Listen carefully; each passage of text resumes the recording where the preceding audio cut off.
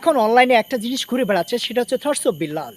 বর্তমানে ট্রেন্ডিং হচ্ছে thoughts of Billal. সে ৩ মাসে ৪৪ লক্ষ টাকা ইনকাম করছে। এখন আপনার মাথা ঘুরতেছে, আমারও মাথা ঘুরতেছে। কিন্তু আপনি কি জানেন তার অনলাইনে যে জার্নিটা কতদূর? আপনারা কখনো জানেন না বা জানতে চান না। কিন্তু আপনার যে জিনিসটা দেখেন সেটা হচ্ছে সফলতাটা। সে কামাচ্ছে ৪৪ লক্ষ টাকা। কিন্তু এই ৪৪ লক্ষ টাকা কামাতে গেলে তার জীবনে কতটা সময় ব্যয় করছে এই অনলাইন প্ল্যাটফর্মে আপনি কি কখনো দেখছেন বা শুনেছেন? শুনতে চান নাই। সেজন্য আপনারা যারা ঘুমের ঘোরে আছেন, এখন স্বপ্ন দেখতেছেন, আমি তাদেরকে বলব থটস অফ বিল্লারে ৪৪ লক্ষ টাকা দেখে আপনি কনটেন্ট ক্রিয়েশন এসেছেন। আপনাকে চিন্তা করা উচিত আপনি আজকে ভিডিও দিয়ে আজকে ভাইরাল হতে পারবেন না। আপনি যদি কোনো একটা পোস্ট করলেন, সেই পোস্টে যদি আপনার ১০০০-১২০০ যদি রিঅ্যাক্ট যদি সাথে, সাথে আসে বা কমেন্ট যদি আসে তাহলে আপনি বুঝতে পারবেন যে আপনি এখন এখানে কিছুটা সফলতার এক পা এখানে পা দিয়েছেন।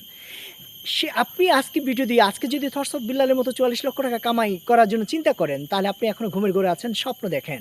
সেজন্য পেনিকে আছেন। আমি বলব বন্ধু, আপনি আগে থটস অফ বিল্লালের জীবন কাহিনী জানেন। থটস অফ বিল্লাল কিভাবে অনলাইন প্ল্যাটফর্মে সে যুদ্ধ করেছে, সে যুদ্ধ থেকে সে কিভাবে জয়ী হয়েছে আর কিভাবে ৪৪ লক্ষ টাকা কামাচ্ছে সেই জিনিসটা আগে ভালো মতো জেনে তারপর আপনি ক্রিয়েশনে নামেন। আর তাহলেই আপনার সফলতার চাবিকাঠি খুব কাছাকাছি আসবে।